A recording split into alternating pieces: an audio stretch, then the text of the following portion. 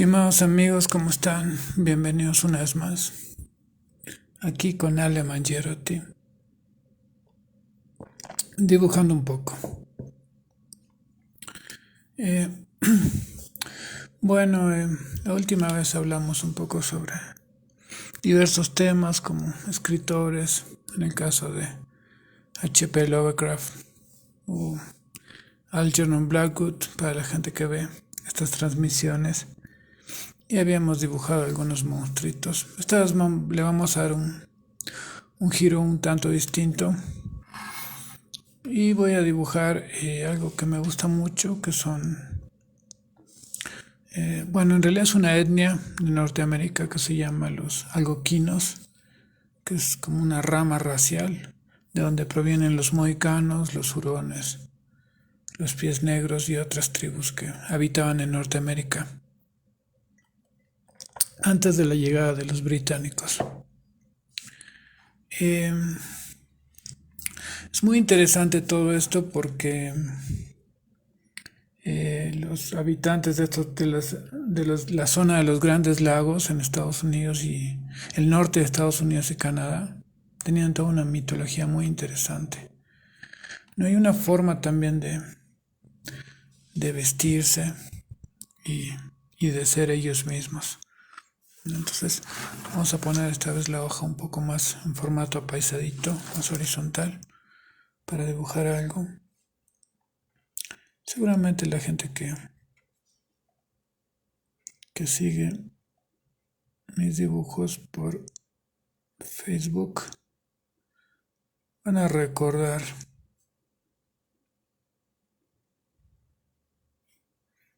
los dibujos que usualmente hago, que son sobre los indígenas hurones. No son mohicanos, son muy parecidos, pero son hurones. Son en realidad de la misma rama, ya. Y bueno, yo los vi dibujados por primera vez por Hugo Pratt, obviamente, del cual siempre me consideré un admirador. Eh, También los dibuja mucho Dino Battaglia. Saludos a mi primo Juanjo que se acaba de conectar. Un abrazo. También a mi primo Benjo que están ahí. Entonces, estos indígenas tan particulares tenían la característica de utilizar lo que ahora denominan como el peinado punk, que fue sacado en realidad de ellos. En realidad he hecho muchos de estos dibujos en mi muro y ellos habitaban, como dije hace un rato, la zona de los Grandes Lagos, ¿no? De Norteamérica. Yo tuve la oportunidad de estar ahí por los bosques de Nueva York hace unos años y me adentré un poco en un bosquecillo que había porque era uno de los sueños que tenía. Siempre me gustó ese tema. Algún día quisiera hacer un cómic y en realidad es un sueño largamente acariciado, pero que nunca pude llevarlo a la práctica. Siempre me han gustado, especialmente las historietas y la ilustración de temas, básicamente que tengan que ver con la naturaleza, ¿no? No tanto los temas muy actuales, sin embargo creo que me las arreglo bien también, pero siempre la naturaleza y los bosques ha sido lo que más me ha gustado. Por eso siempre admiré mucho a Hugo Prato, a Dino Battaglia. Creo que los dibujantes italianos tienen algo distinto. Yo he visto dibujantes de todos los lugares del mundo, de Japón, de Estados Unidos principalmente, de Latinoamérica, de Argentina, de España, qué sé yo, de Francia, de Rusia, de Bélgica, de muchos lugares, pero tengo que afirmar que los dibujantes italianos tienen algo distinto que el resto de los dibujantes no tienen. ¿Por qué? No lo sé. Los encuentro un poco más sensibles. Eh, bueno, Italia siempre ha sido cuna de grandes dibujantes, pero tienen un algo especial. Eh, Hay muchos dibujantes italianos buenos.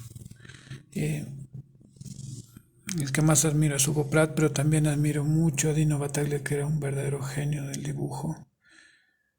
Dino Battaglia era un gran artista, grandioso. Y también hay otros nombres como Topi, eh, buenísimo también, un ilustrador italiano. Y en este momento no recuerdo al dibujante de un personaje de los años 70 que se llamaba El Maestro. No me acuerdo del dibujante, pero era el guión, era de M. Milani. Y era un dibujante fabuloso también, que creo que todavía está vivo, que era buenísimo, buenísimo. No ha sido conocido en Italia, pero no ha sido conocido en otros lugares tanto, ¿no? ¿Por qué? No lo sé, porque era un dibujante realmente extraordinario. Si es que sigue vivo. Y murió hace poco una dibujante italiana, que a mí me gustó mucho cuando yo era niño. No recuerdo en este momento el apellido, pero tenía un personaje que me quedó grabado, que yo lo leía en unas famosas revistas argentinas que salían en los años 80 de Antiojito. Y era la dibujante, era una chica que dibujaba Valentina Chiquilina, que de alguna forma mis trabajos tienen algo de ella, aunque la verdad les tengo que confesar que nunca me puse a copiar ni ninguna cosa por el estilo, pero siempre me gustaron los trabajos de ella y no los veía hacía muchos años. Desde que era niño, era una historieta para chicas, pero estaba bellamente dibujada. Ella ganó muchos premios y cosas por el estilo, pero tiene una naturalidad para dibujar. Creo que algunos dibujantes italianos tienen eso, como Hugo Pratt. Y hay otros que en este momento se me están pasando, como por ejemplo Bruno Premiani, un gran dibujante italiano que trabajó en DC en los años 60, pero tenía un estilo distinto. Era un dibujante tipo Marvel, buenísimo, realmente buenísimo. Eh, pero que no estaba tanto dentro de el mejor del estilo de los dibujantes de los que estoy hablando. Pero era un dibujante fantástico. Me acuerdo que muchos pensaban que era argentino, pero no era argentino, era italiano. Era italiano de cerca de Yugoslavia, así como Nikola Tesla, ¿no? Que Nikola Tesla era un descendiente de italianos. Bueno, el nombre Nikola y el apellido Tesla también es italiano. Eran unos italianos que fueron a Yugoslavia. Y bueno, Bruno Premiani también era uno de esos, ¿no? Eh, entonces, un homenaje también para él. Ha sido un dibujante que he admirado mucho. Y muchos dibujantes que, aunque no eran italianos, pero tenían sangre italiana, como por ejemplo Alberto Breccia, que ha sido tan conocido, ¿no? O Joao Motini, muchos. Pero tengo que admitir que los que nacieron en Italia tienen ese toque del que estoy hablando. O Milo Manara, por ejemplo, otro gran dibujante italiano. Y hay otros dibujantes italianos que en este momento no los recuerdo, pero espero que en algún momento pueda recordarlos, que han sido buenísimos y que no son tan conocidos, lamentablemente, fuera de Italia, que han sido un poco como olvidados. Incluso la misma dibujante, esta que hacía Valentina Chiquilina en los años 70, ha sido olvidada de alguna manera fuera de Italia. Se le ha dado mucha cabida a los dibujantes japoneses, a los dibujantes americanos principalmente, o a los británicos, pero los dibujantes italianos en las historietas, salvo Hugo Pratt, que es el más conocido, o tal vez un poco Dino Battaglia, que es conocido pero no tanto, no se les ha dado tanta trascendencia. o como les dieron a los españoles o a los franceses, por ejemplo, ¿no? ¿Por qué razón? No sé, no sé, lo ignoro.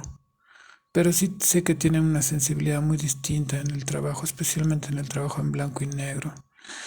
Los considero muy creativos, ¿no?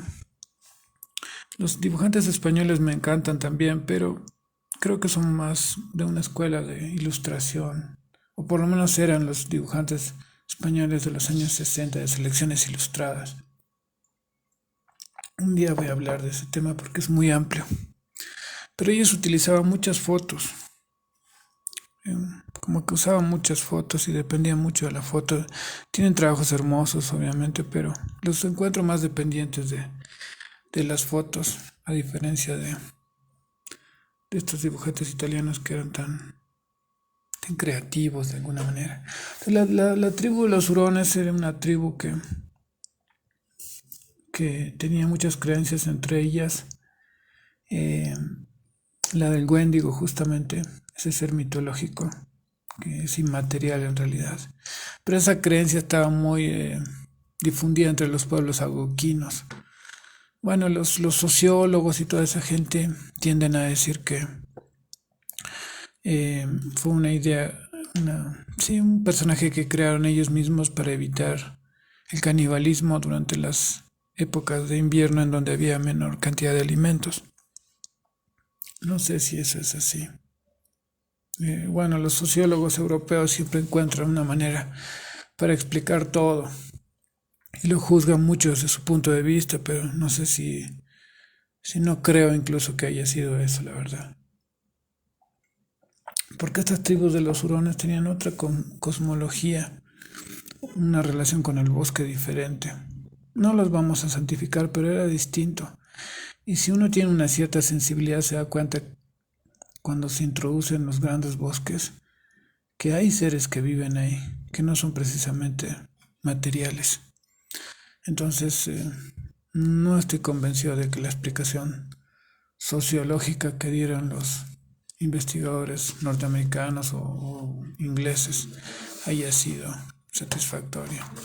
Ellos lo que pasa es que tienden mucho a racionalizar todo, pero si uno tiene un poco de sensibilidad se da cuenta que es verdad lo que ellos decían.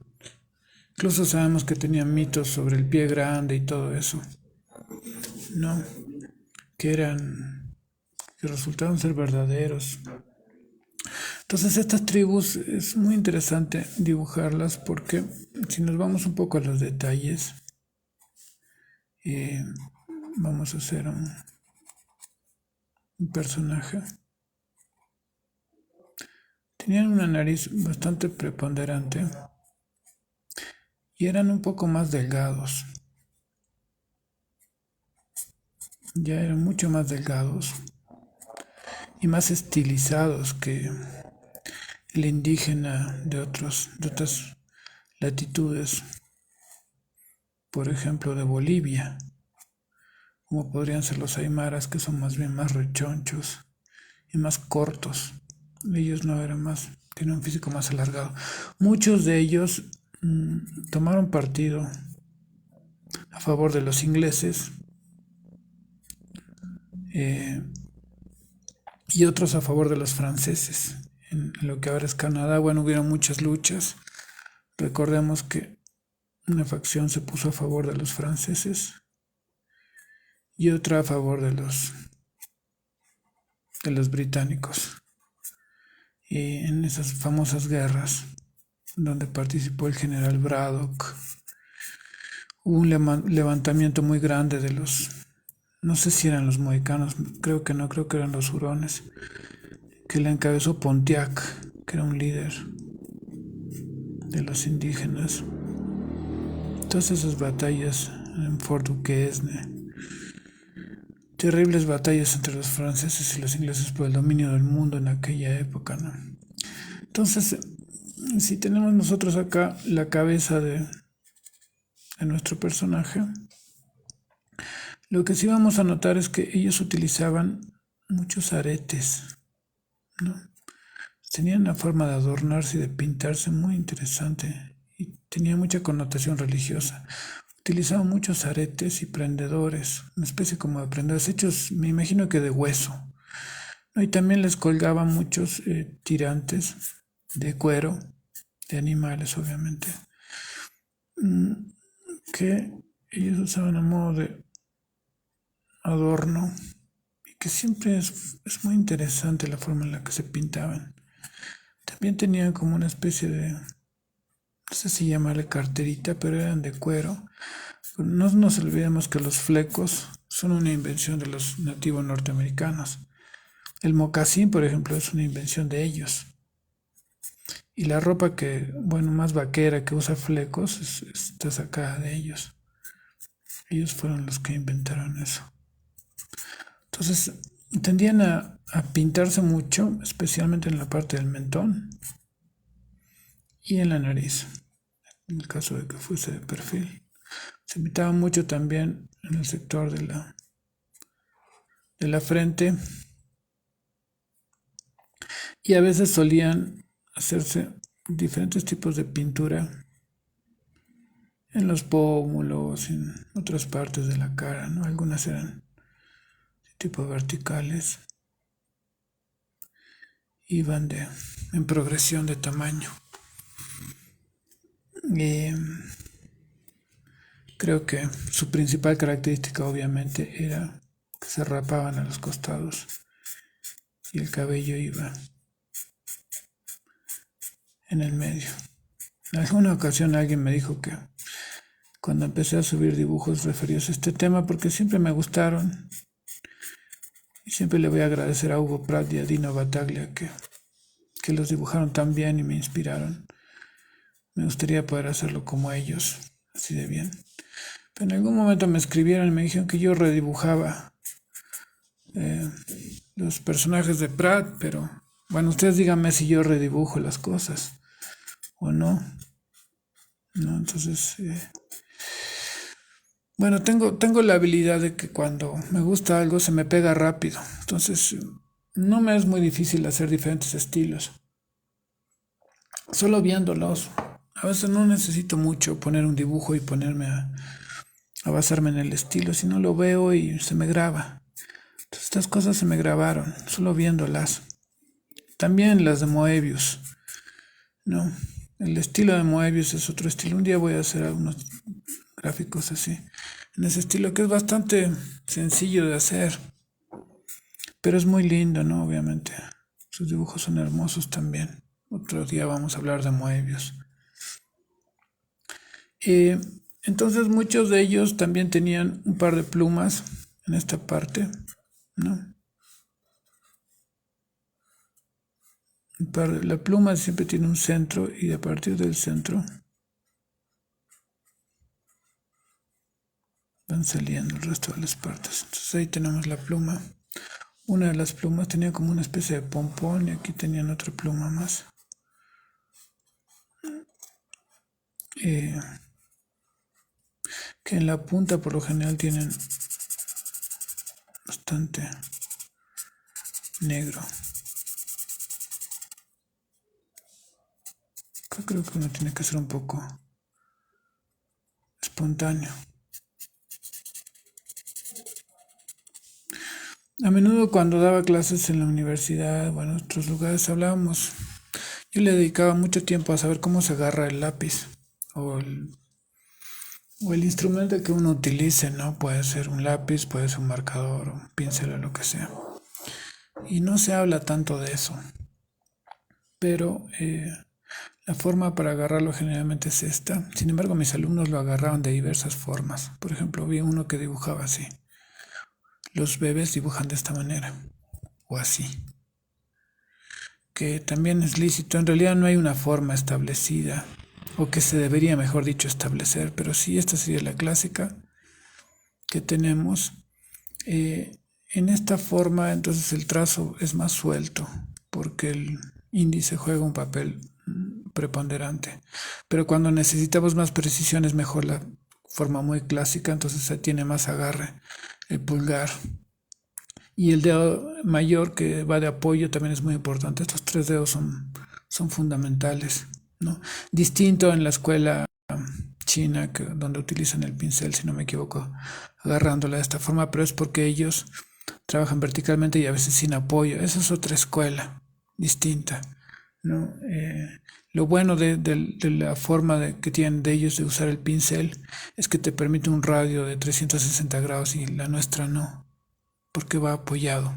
Entonces no es tan buena en realidad como la de ellos. En mi opinión la de ellos es mejor.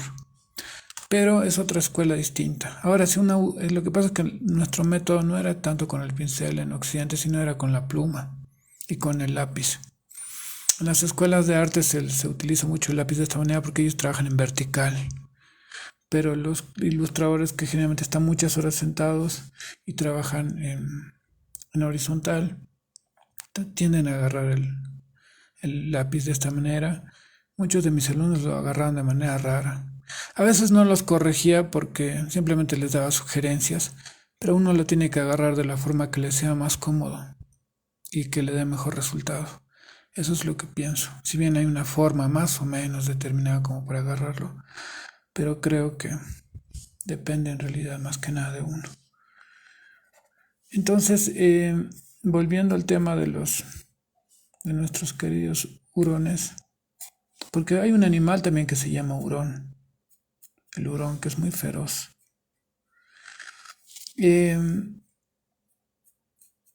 Bien, acá tenían una serie de collares muy interesantes algunos. A mí siempre me gustó mucho la forma de ver el mundo que tenían. Algunos tenían huesos aquí, ¿no?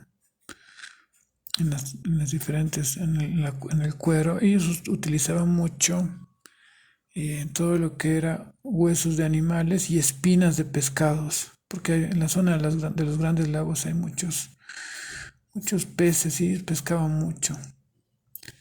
Entonces, no desperdiciaban la oportunidad, tenían medallones también. Esto es un poco largo, esto no lo puedo abordar de una sola vez porque la mitología que tenían, la forma de ver la vida y todo, era muy interesante. Siempre es bueno hacerles un poco de unos puntos para dar la sensación de que realmente se rapaban en ese sector de la cabeza. Los punks los copiaron, ¿no? Años después. En la película Mad Max 2 con Mel Gibson hay un tipo que muy terrible, me acuerdo. Tiene un peinado así, punk. Era una forma de dar la sensación de ferocidad a sus rivales y todo eso, ¿no? Entonces, algunos tenían, voy a hacer acá otro, algunos eh, tenían, recuerdo, un atado en la cabeza también. No era igual en todos. Por ejemplo, vamos a hacer otro perfil acá.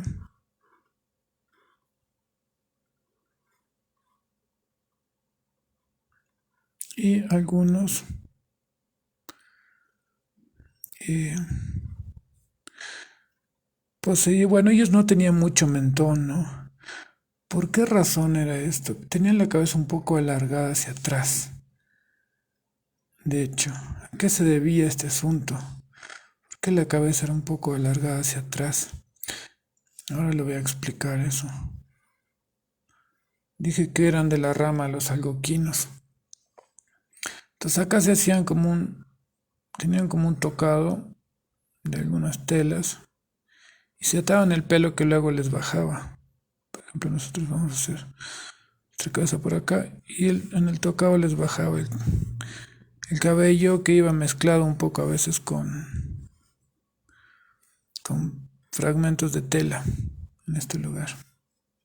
Entonces tenían la cabeza muy hacia atrás, hacia el occipital, un poco proyectado, porque se parecían mucho a los mayas en realidad.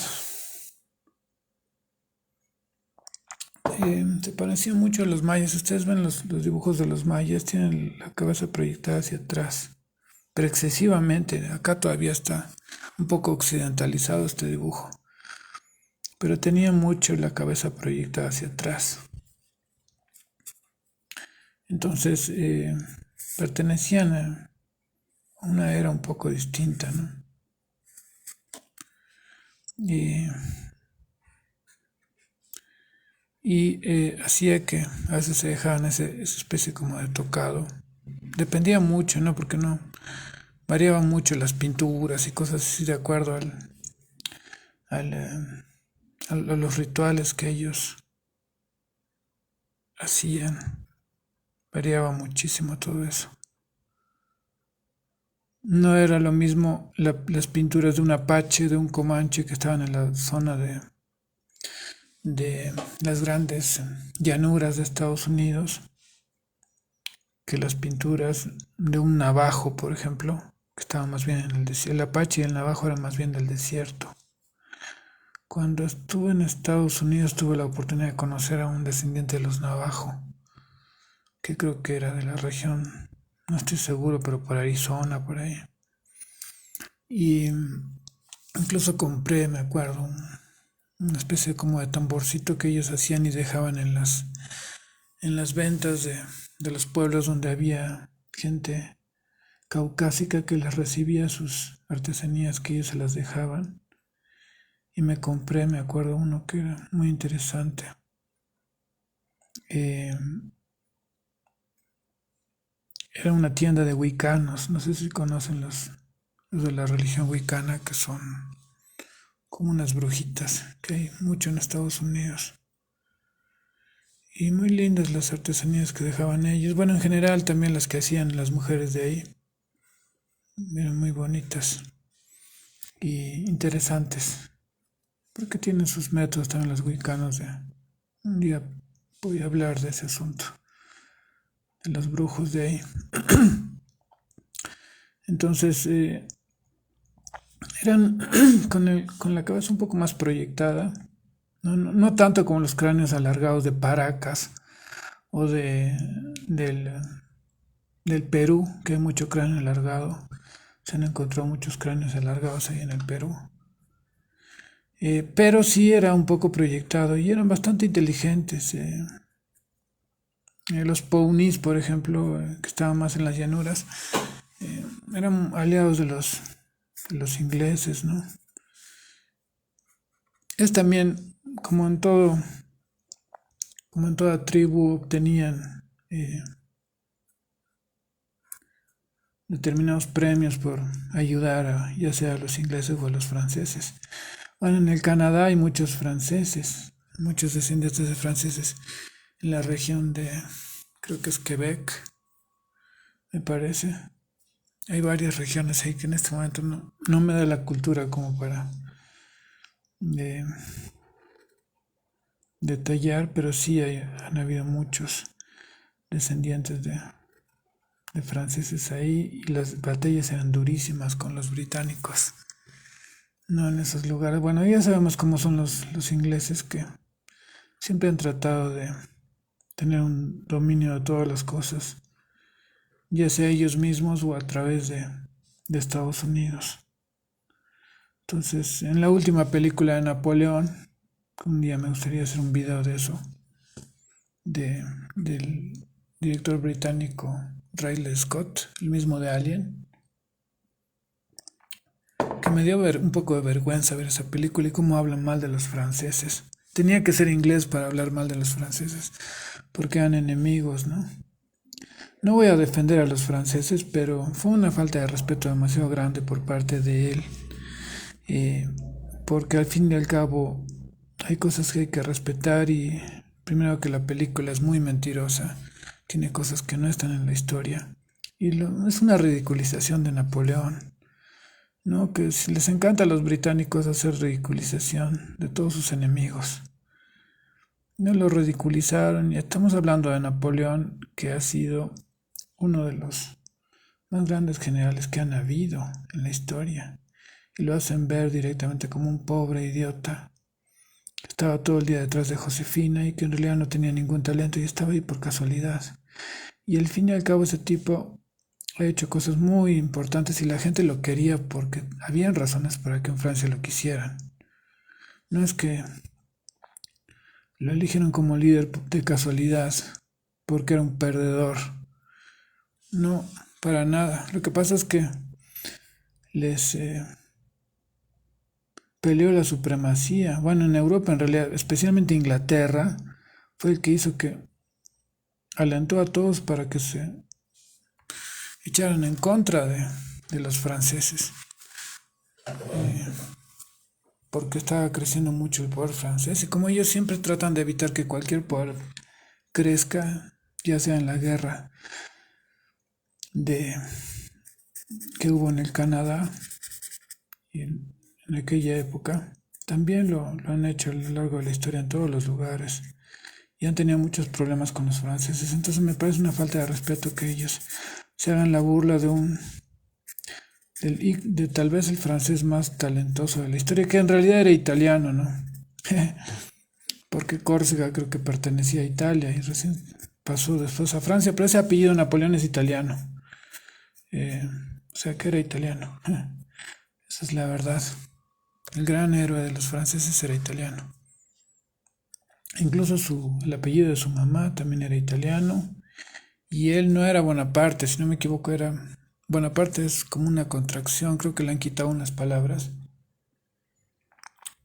el apellido, para hacerlo un poco más francés. Pero bueno, también están ahí cerca, ¿no? Compartían mucha sangre los mediterráneos de ahí, que eran enemigos de los nórdicos, de los ingleses, austríacos y todo eso. Entonces era obvio. Pero el tema fue tratado con mucha vulgaridad y porque la película en realidad está estéticamente bien hecha, pero nada más. Después es un desastre esa película. Es un auténtico desastre. Como documento histórico ni hablemos. Qué pena que Stanley Kubrick no pudo hacer una película verdaderamente buena sobre Napoleón, porque ese personaje daba para muchísimo. Y fue arruinado, o sea, perdimos la oportunidad de ver una película grandiosa. Me sonó a esos cómics que son muy hermosos y exquisitos de imagen, pero luego no los puedes leer porque la imagen es tan pesada, tiene tanto detalle y tanta espectacularidad que no le prestas atención a la trama.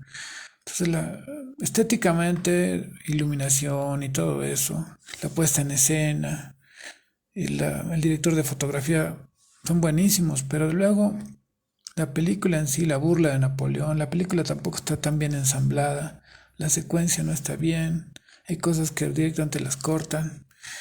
Incluso ni siquiera Joaquín Phoenix tuvo una actuación buena, que debe ser el actor más famoso del mundo, no sé en este momento, pero no, parece una especie de Joker que reía como el Joker en el papel de Napoleón. Y Napoleón no era bajo tampoco, como hacen ver los ingleses, que les encanta hacer propaganda en contra de sus enemigos. No era bajo, sino que le decían pequeño porque cuando él asumió dentro del ejército ya cargos de liderazgo era muy joven, por eso le decían el pequeño, no era porque era un enano. El primero que empezó con eso fue Chespirito, para todos los que nos acordamos de este asunto, que empezó con el asunto ese de hacer a Napoleón como si fuera un enano. Y bueno, entonces volviendo un poco al tema de los algoquinos, es interesante darles expresión a estos personajes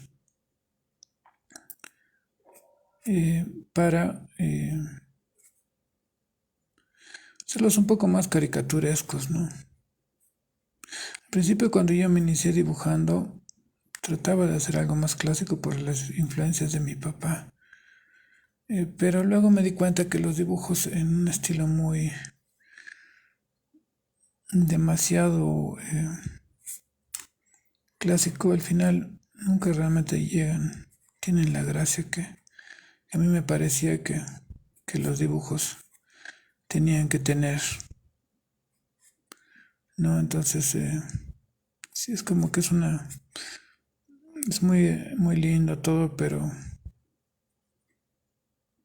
eh, nunca rompe la lógica, por eso no tiene mucha expresividad. Los grandes dibujantes clásicos no suelen tener mucha expresividad, salvo si es Leonardo da Vinci. Ahí sí, porque Leonardo tiene unas caricaturas buenísimas que hacía, que son medio clásicas, pero no del todo. Y bueno, porque era Leonardo y no hay ningún artista como él, la verdad. Y él era capaz de hacer cualquier cosa. Y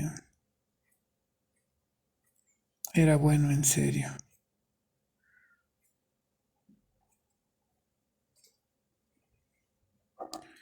Entonces, la deformidad o digamos de alguna manera, salirse un poco de las normas establecidas también es bueno eso lo aprendí con el tiempo, es bueno para darle expresividad.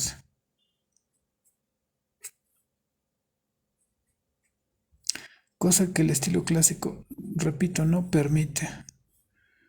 Sí sirve para todo lo que es el dominio de la anatomía, el emblocamiento y todo eso. Pero si uno se vuelve demasiado purista del dibujo clásico, pierde, como dije el otro día, creatividad. De hecho, el que es un maestro en eso es Hokusai, el famoso y celebérrimo, legendario, y no sé qué otros halagos darle, artista japonés, eh, que tiene la manga de Hokusai, en donde podemos ver que realmente le da un toque así buenísimo a sus dibujos, ¿no? Y sus dibujos son buenísimos, justamente por el hecho de que un poco rompe él, que era tan bueno para dibujar. Porque ese hombre sí que realmente tenía una línea fabulosa, ¿no? Él realmente tenía una línea fabulosa.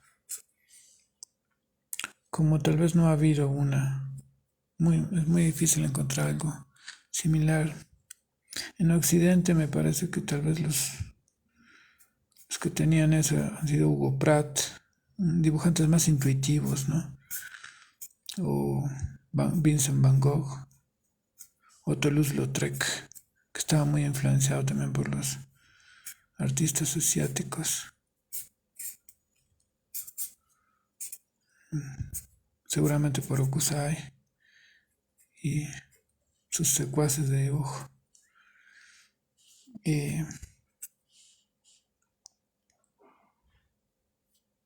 que en realidad él es el inventor de la manga, obviamente, ¿no? Él lo inventó de una forma. Incluso en la manga de Hokusai está el sistema que utilizaba de círculos y que ahora se utiliza tanto, ¿no? Entonces, él inventó ese estilo. Era un dibujante muy intuitivo también, porque, bueno, para desarrollar el lado derecho, sí, por eso los japoneses empiezan a leer al revés, porque utilizan más el lado derecho, es una cultura que está más bien tendente a eso. En cambio, en Occidente es al revés porque utilizamos más el lado izquierdo. Esa es la explicación por la cual el dibujo lineal se desarrolló más en el Asia, especialmente en el extremo oriente. Era por el predominio de una educación basada en el hemisferio derecho. Y en Europa, al revés, por eso se desarrolló más el dibujo eh, tridimensional. Los grandes maestros del dibujo tridimensional siempre estuvieron en Europa porque ellos lo inventaron. Pero eso conlleva, como todo, no es que sea mejor o peor. Tiene su lado bueno y tiene su lado malo. Es otra forma de ver el mundo. Y, perdón, iba un poco por ese lado. A mí me parece que en estos temas, tanto como en los vaqueros, por ejemplo, en el tema del western, uno tiene que tener una cierta espontaneidad para dibujar. Si no se torna un poco aburrido.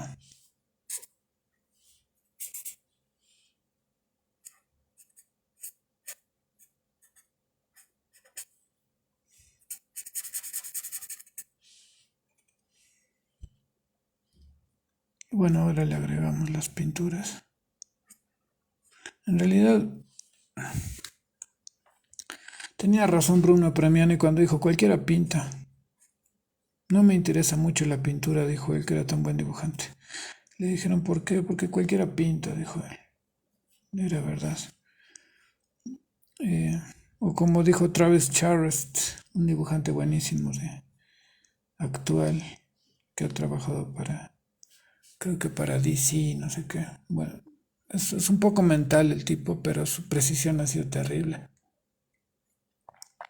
Wildcats, creo que se llama una historieta que tiene o que tuvo, que él dijo, tenía razón y dijo que un dibujante, lo bueno que se determina por la línea que tiene. Y es verdad, porque Okusai tenía una de las mejores líneas, o Hugo Pratt, o Toulouse-Lautrec, y siempre es la línea, que es una invención humana, porque obviamente sabemos que la línea no existe. En la naturaleza nada tiene línea. Pero el trazo, la línea, creo que es lo principal.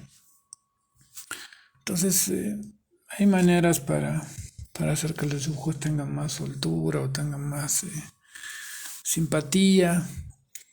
Como escuché decir a un tipo, el asunto de crear un estilo no es muy difícil, el problema es que el estilo sea agradable. No, porque cualquiera puede hacer un estilo, solo es la repetición de una fórmula muchas veces. Pero que eso sea agradable y que le guste a los demás y a uno mismo, creo que viene un poquito por ahí. Eh, no, como había dicho la vez pasada, no se habla mucho de el atractivo que puedan tener los dibujos de una persona o no. El atractivo, como una vez dije, se basaba en la potencia, en la energía de la persona. Entonces, qué sé yo, por ejemplo, Hugo Pratt es un dibujante que tenía mucha energía, porque sus dibujos tienen no necesita poner muchos detalles, porque con poco pesa. El que mete muchos detalles es porque no tiene fuerza en el dibujo, y eso se nota. Como por ejemplo el grandísimo dibujante argentino José Luis Salinas o Harold Foster. Bueno, Harold Foster no tanto, pero en el caso de Salinas, que era tan bueno para dibujar, pero mete mucho detalle porque no puede, como un día me dijeron, el que no puede hacer pesar con poco tiene que hacer pesar con mucho. Y eso es verdad, haces pesar con mucho. Cuando tú pones una figura y no pesa, necesitas llenar para compensar de alguna manera el peso. Y eso es porque falta potencia energética en la persona. La potencia, digámoslo, psíquica, no tanto fuerza muscular, porque eso no tiene mucha influencia. Entonces, por qué es más atractivo algo o no? Por ejemplo, H.R. Giger, ese grandioso artista que todos conocen por haber creado a Alien, si uno ve el mundo de él, tiene una potencia terrible todo lo que hace. O Frank Frazetta, digamos, ese pintor que era tan bueno y tan superdotado, pero no solo era superdotado, sino que su pintura tiene una potencia terrible, y eso se basa en la energía que él tenía, como es más como una energía interna, y eso lamentablemente no se puede aprender. Uno lo tiene o no lo tiene. Eh, y por eso esa es la razón por la cual no se habla mucho de eso, porque no se puede aprender. Entonces uno ve en los sitios de dibujo que está lleno de la gente, mucha gente aficionada y también gente profesional, suben sus dibujos y se da cuenta que no tienen peso. ¿Por qué no tienen peso? No tienen energía. ¿Qué tipo de energía? Bueno, energía psíquica. Es energía psíquica. El dibujante utiliza más energía psíquica que de otra naturaleza. Entonces, se debe a eso. Yo incluso una vez desarrollé una tabla matemática que explicaba eso. Una pequeña tabla, pequeña como sí, una pequeña tabla matemática. No sé si decirle tabla porque no sé nada de matemáticas, pero era eh, como una fórmula, mejor dicho, que donde podía explicar qué relación tenía la masa con la energía de la persona y, y el peso, porque también es una cuestión física, también es una cuestión de la física eso. Pero nunca fue analizado ni hay nada que hable sobre eso. He visto muchos libros de dibujo y nunca hablan sobre eso. De hecho, el que más llega a aproximarse a eso es Andrew Loomis, donde Él lo expresa, lo entiende de una manera intuitiva, pero no lo termina de explicar. Creo que es en su libro El dibujo de cabeza y manos, donde no lo termina de explicar del todo, porque no sé si él realmente lo entendió de esa manera, pero de alguna forma intuitivamente, aunque no haya entendido el proceso en su totalidad, porque esto ya es un poco yéndonos más allá del dibujo. No sé, él explicó tocó todos los temas posibles del dibujo, eso lo sabemos. Pero hay algo que no pudo explicar por qué el dibujo de una persona tiene potencia y por qué no. Es decir, él lo sabía intuitivamente, pero no lo habla en su libro. Tal vez no quiso hablarlo, o tal vez realmente no se dio la tarea de buscar el porqué de esa razón. Bueno, yo me la di, porque leí bien los libros de él y lo combiné con otras cosas que sabía y pude entender eso. ¿A qué se debía eso? Porque siempre me pregunté por qué los dibujos de una persona podían ser atractivos y los de otra no, y en eso se basaba el éxito que tenía un dibujante. No tanto en el maravilloso dibujo de figura, de anatomía, de la perspectiva y todas esas cosas que siempre repiten los sabiondos del dibujo, sino más bien eh, veía cómo habían algunos dibujantes que, sin hacer demasiado despliegue dibujístico, anatómico y todo eso, tenían más éxito que otros. Y entendí al final por qué era. Eh, Me fue dado entender eso. Y se debía a ese asunto, que tiene que ver con las moléculas y la constitución química y molecular de la persona. Entonces, si uno ve el dibujo de esa manera, se puede introducir en otros temas mucho más interesantes. A mí siempre me pareció que el dibujo era una vía para conocerse un poco más a uno mismo y al resto de las cosas. Que ese método lo usaban en la antigüedad, especialmente en el Asia, donde la escuela que tenían, por ejemplo, esto siempre se lo contaba a mis alumnos. Ellos tenían un método especialmente en los grandes templos de la dinastía Ming, Tang y todos esos de la época Song en China. Y obviamente en la India, que es más antiguo todavía. Tendrían métodos que no conozco, pero estarían ligados también a lo espiritual. Pero ellos tenían un método en el que mandaban a un discípulo en sus horas libres, lo cual era poco, lo mandaban al bosque a que observe durante 2 años piedras, luego un año nubes, 3 años árboles, un año hojas, 5 años ríos y así, 20 años digamos. Y luego le decían que pintara con el recuerdo de lo que él había tenido.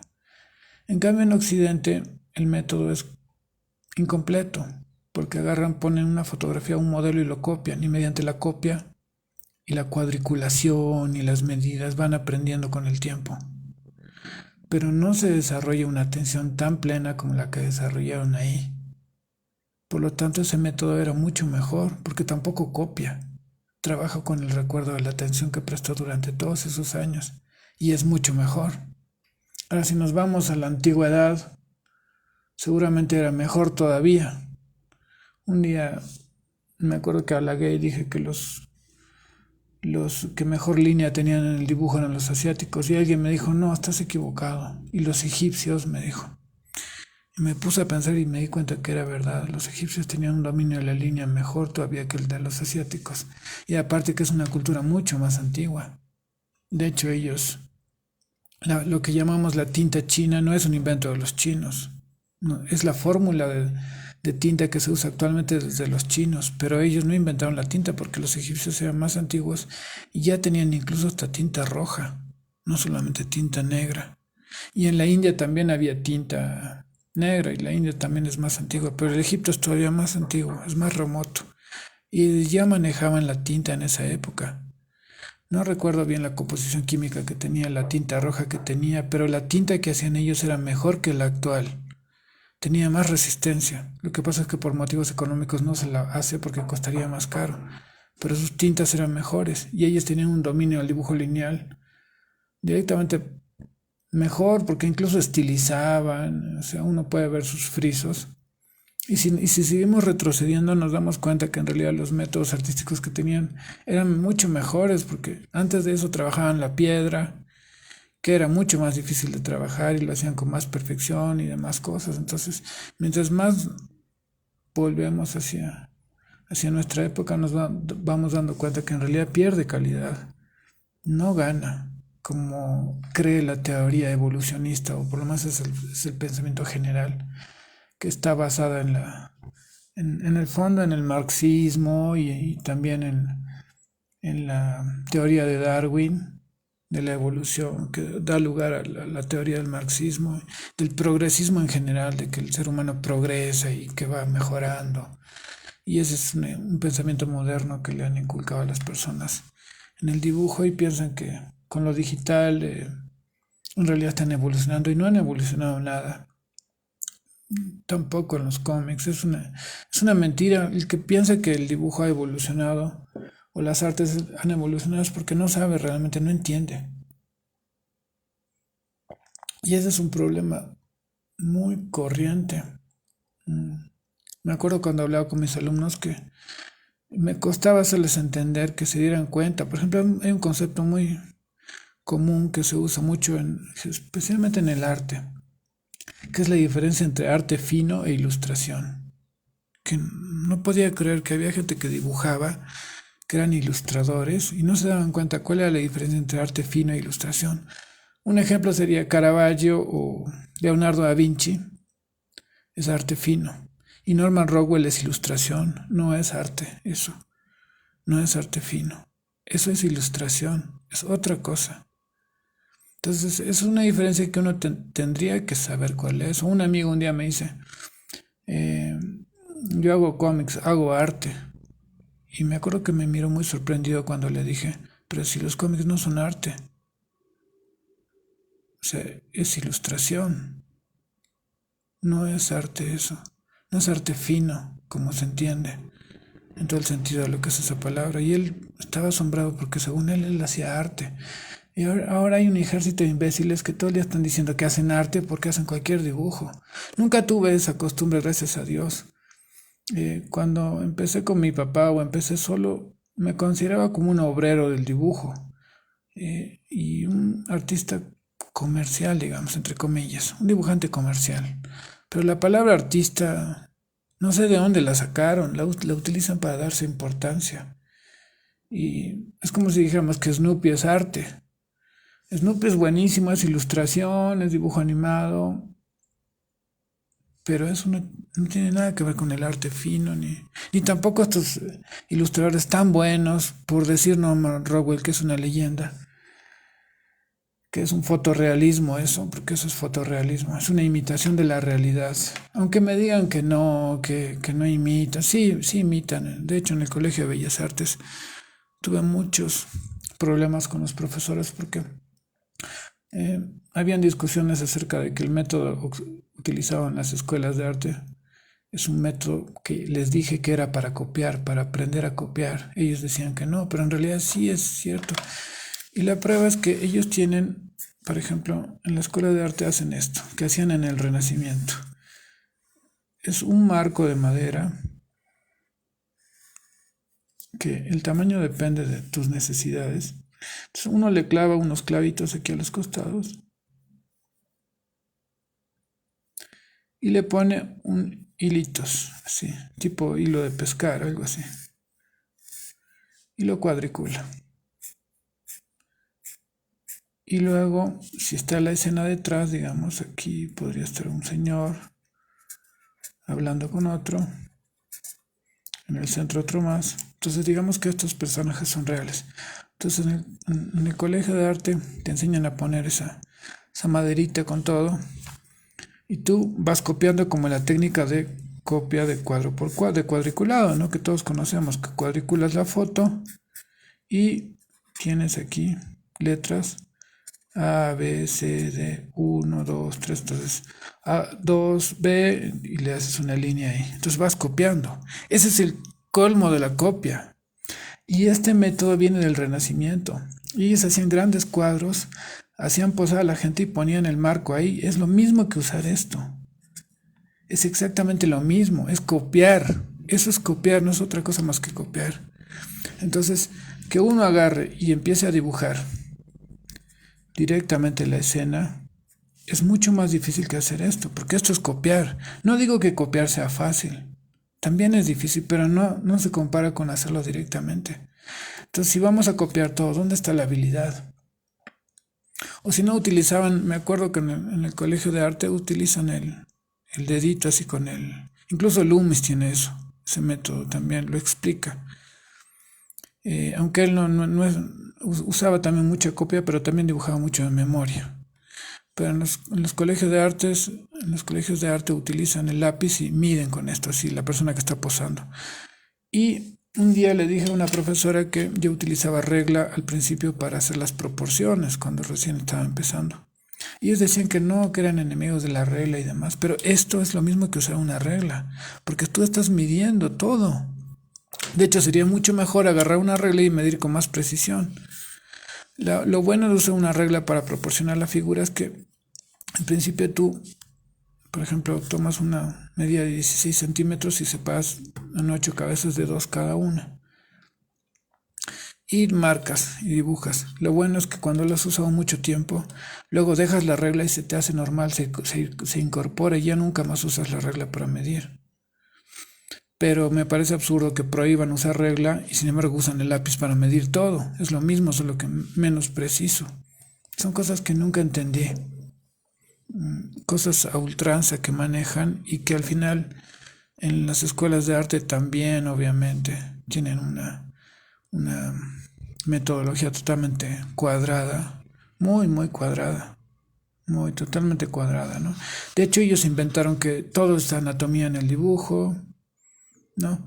Ellos son los que inventaron eso de que solamente la anatomía es lo que vale, o un dibujante es mucho mejor mientras más anatomía tiene. Bueno, eso viene de la época de Miguel Ángel, de los griegos, toda esa gente que hacía anatomía perfecta, obviamente medida en la mayoría de los casos, pero los que empezaron a vulgarizar, en mi opinión, las artes fueron los griegos, porque ellos empiezan a darle importancia al culto al cuerpo, que antes en el Egipto no estaba eso. Ellos, los griegos, son los primeros que empiezan con el culto a la estética, pero si vemos otras culturas no se le daba tanta importancia a la perfección de la anatomía ni al culto al cuerpo, sino el arte estaba más orientado hacia algo más metafísico, más espiritual, como en el antiguo Egipto. Es con los griegos que empieza la adoración de la materia y el concepto de que el dibujo o la pintura o lo que fuese tiene que ser estético. Pero en realidad si nosotros vemos un monolito, el monolito Bennett o el monolito de Chavín de Huántar, por ejemplo, por dar dos ejemplos, o la Puerta del Sol, no vemos una estética realmente, o por lo menos lo que entendemos por la estética de agradar a los ojos, de que tiene que ser lindo. No, lo que vemos son manuales matemáticos muy precisos de lo que uno tiene que hacer para acceder a determinados estados de conciencia o espirituales o lo que fuese, que son libros de piedra que uno los lee, que son perfectos, pero no tienen un sentido estético porque la estética conlleva un gusto a los ojos, un placer en el sentir. Y ellos, como eran gente muy espiritual, no estaban preocupados por la estética. Es como comer porque tengo hambre o comer porque me da placer comer. Bueno, cuando a uno le da mucho placer termina gordo. Cuando uno come porque entiende que solo tiene que recargar pilas para poder para realizar sus acciones con mayor efectividad, nunca engorda. Bueno, me imagino que muchos me van a odiar por decir eso, o tal vez no.